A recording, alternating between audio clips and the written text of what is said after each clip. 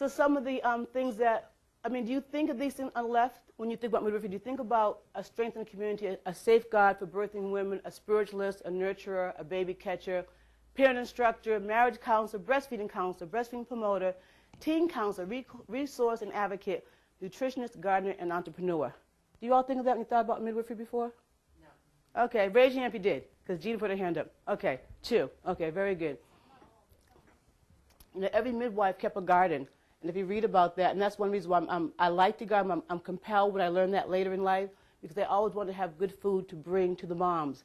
So, of course, the midwives would often go home to their own houses and take the sheets off their bed, you know, bring their own vegetables. I've also done the same thing. I've run to my house plenty of times and took the food out my house and grabbed towels to go to someone's house. They didn't have it, you know. So as a result, my 7 children are extremely giving. They never said, Mom, you know, stop. It's like, you know, do you need this too?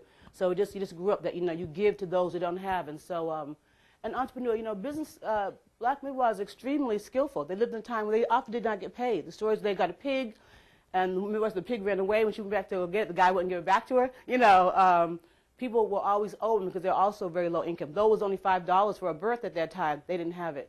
And so they had to do other things. So most black midwives had 2 jobs. They were either ministers, they were bail bondsmen, they were farmers, they owned stores, they always did domestic work, they always washed for the larger community in between catching babies.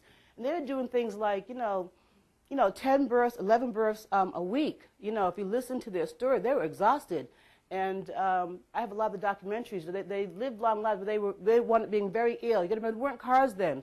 They were walking through many, many miles to get places, walking through swamps, saw lynchings on the way, might have been harassed, you know. So it wasn't just like I jump my car and go do a birth in, you know, the suburb of my neighborhood. No, it was hard work, walking through undeveloped areas many, many times, getting to people's houses where literally were shacks. You know, just really had paper on their shacks, literally, really had no food, not even a bed, just putting a sheet down, you know, boiling water, reading where they would just stop before they could even do anything. They got there and just to wash the children. The kids were there. They were just washing the house, you know, sitting there making the pads. You didn't buy sanitary napkins. You had to make them, sewing the pads up. So they just did way more than just help the baby. And they really were a major foundation for the black community. And then some of the more current things, as we come to the nurse midwife with the medical component, as we heard, which is important for black people to know, that midwives can also give you a pap smear. They can talk about birth control, prescribe birth control for you. They don't give you the neuroplant shot, but they can write the pill form. Sign up for a breast exam, the mammogram. They do the family counseling, referral support. They protect also still the normalcy of birth. And that's what we want you all to understand as you write. And I hear the stories, the horror stories about, you know, it hurts, I'm going to tear, my baby's too small, my breasts are too small, my breasts are too big. What else is wrong? You know, too many stretch marks, butt got too small, got too big. It's never just like, you know what, you're in your perfect state. And it's amazing that we think that if we eat right, we'll be okay. If we run, we'll be okay. If we take deep breathing, we'll be okay. But we don't think by having a baby that we can be okay. We've been programmed that our bodies are inadequate. And that's a very dangerous thought, because it means that we're not okay as women. We don't trust ourselves to even do what we're physically designed to do, what the whole world has always done since the beginning of time, without a problem.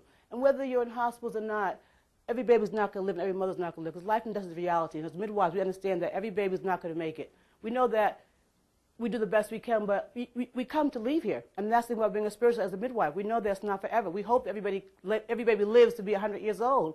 But when you do this work, you know, you do the best you can. And I say it because with the malpractice suit, because the medical establishment said to you, if you leave the midwife, if you leave your home and come to us, we're basically guaranteed nothing's going to happen to you.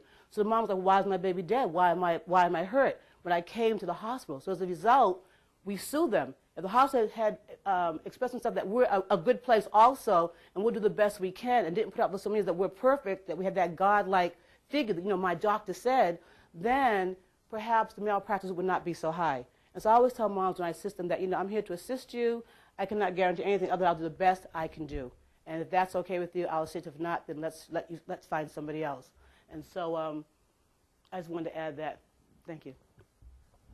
And I want to try to get back to the normalcy of birth and how, as black midwives, and infant mortality is connected to how we feel about ourselves. And I'm addressing the black community here. You know, this is for all women. I feel that white America has a lot of support system. The ladies has been the community for a very long time. Ina May, like I said, the top grassroots midwife has been well known. And there's just tons and tons of programs for mainstream, but there's really nothing for us. We're not reflected in most of the literature around being pregnant or even infant mortality. And when I'm in Portland, Oregon, and I'm doing just my daily work, I get more calls from nurses from Oregon Health Science University, which is one of the top midwifery training schools in the country, and other places, that they're not really getting a full spectrum as midwives how they can help reduce infant mortality and promote breastfeeding in our community. So it's very important that, again, as journalists and documenters, that you somehow help us get out these words in different kind of ways, because our solution really is simple. This is not rocket scientist. We know that because there's no way that in Africa, where they're starving, and again, that they breastfeed longer and better than American women who do have access to food. No matter how poor we are, we're not in Africa. Because I was there, and I saw babies die. I saw what I saw years ago in Biafra with my own face. So I haven't seen that in this country. I know we're having a hard time, you know, not to negate our experience, but we can produce milk in this country. You know, we can produce milk. And so the fact that we said that we don't have enough milk and my baby's not gaining weight, that has to do a lot of our own personal insecurity, that we're going by what the system has us on this regimen. And giving birth and being a woman and our ovulation and our fertility and our spiritual clock, it's on a lunar and a spiritual and universal cycle. It's not by how often the hands go around. Now, we do use our clock to see how long your contractions are lasting. But a good midwife doesn't do that. So if I go through, I don't need anything. I always say I have my main gifts. I have my hands for catching and feeling. I have my ears for listening. I have my nose for smell. I have my eyes for sight. And I have my mouth for taste. And so I can go into a room literally, and I can actually smell that someone's water broke. I can use, and I remember going to a birth with a midwife from Africa in Boston, and she was helping me. I'm like, oh my God, I forgot my fetal scope, the thing that you pick up the heart rate with. And she said, oh, Shafia. She's like, what? I said, you have an ear.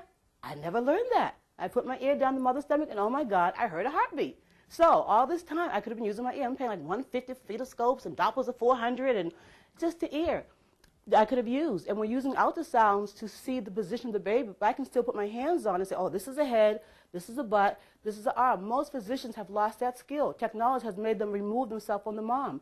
So if you are in labor or getting prenatal care, there's no physical contact. The thing goes in the arm and it pumps up automatically, and then you lay there with the gel, so you have the picture, and the Doppler eradicates the noise out of your uterus, and that's it. You pee in a cup. There's never any physical contact. But in order to grow a baby, there must be physical contact. And you look at the study. Why is that you think about your elders who lived with you or near you? And the minute you go to old folks, what does happen usually? In a year? Are they not passed away? Have y'all noticed that? And they say because they don't hear the voices of children, they don't have the touch of small children. The studies of men in prison, they say the hardest thing is not hearing the sound of a child. I said yesterday, there's no sound of children in this room. That is not the African way. The kids are always included. If you've been to Africa Western Union party, the kids party with. They be drinking, the kids don't. It's always a family. You even notice that? Just me? Put your hand down. Can I get a witness? All right, don't be shy. Okay, we know these facts. So we have a country that does not really support life. We say that we do, but we really don't. And so that's one reason why. But back to the physical contact. It's important that a pregnant woman gets regular hugs. I think Rita's been saying that, Dr. Christopher mentioned, to embrace the pregnant woman, not just conceptually, but physically. And so when I see a pregnant woman, she says to me, you know, first of all, she always gets a hug and a kiss, and they get a complete body massage. All that movement on their body, I'm pushing, even though I don't know acupressure before it even came out, I know by pushing on her like we did yesterday, I'm touching points that allow her to feel better, because she tells me she feels great now. The baby moves in a happy way. I rub the baby gets to know me. When the baby's born, it actually physically does know my hand, because there's no way I can touch it for 9 months and talk, because they can hear, by the way. And when they're born, the first face they look for is the mother, the second is the father, the third is any other female in the room. So these are all documented things. That's why people are now putting the little microphones on their stomach and things like that.